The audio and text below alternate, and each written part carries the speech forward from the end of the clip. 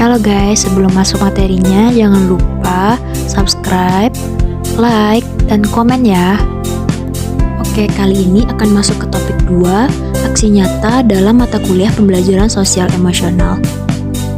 Nah, untuk perintah yang pertama, pemahaman baru apa yang Anda dapatkan setelah mempelajari konsep self dan apa saja tantangan atau hambatan dalam menerapkan pembelajaran sosial emosional.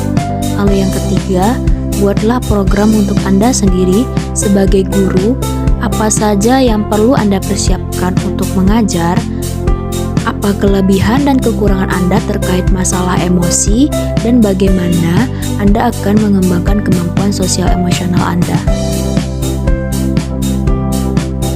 Pemahaman baru yang saya dapatkan ialah bahwa seorang pendidik memerlukan pembelajaran sosial emosional karena penting dalam menjalin hubungan dengan peserta didiknya.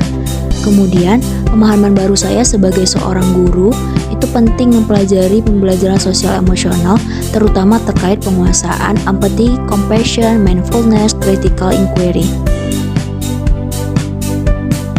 Nah, untuk hambatan atau tantangan itu yang pertama, beberapa pihak sekolah masih ada yang kurang peduli terhadap kompetensi sosial emosional para peserta didik.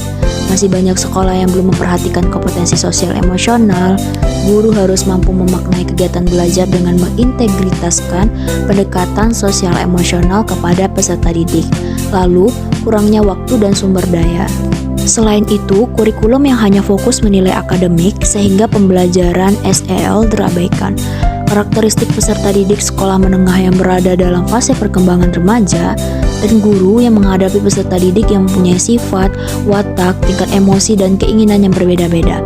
Lalu guru haruslah melihat keterlibatan peserta didik dalam pembelajaran.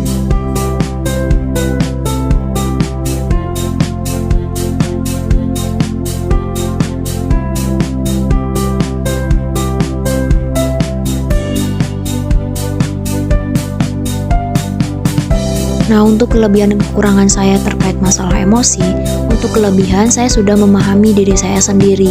Saya memahami apa yang telah mempengaruhi emosi saya, dan saya juga dapat mengetahui bagaimana cara saya mengatasinya.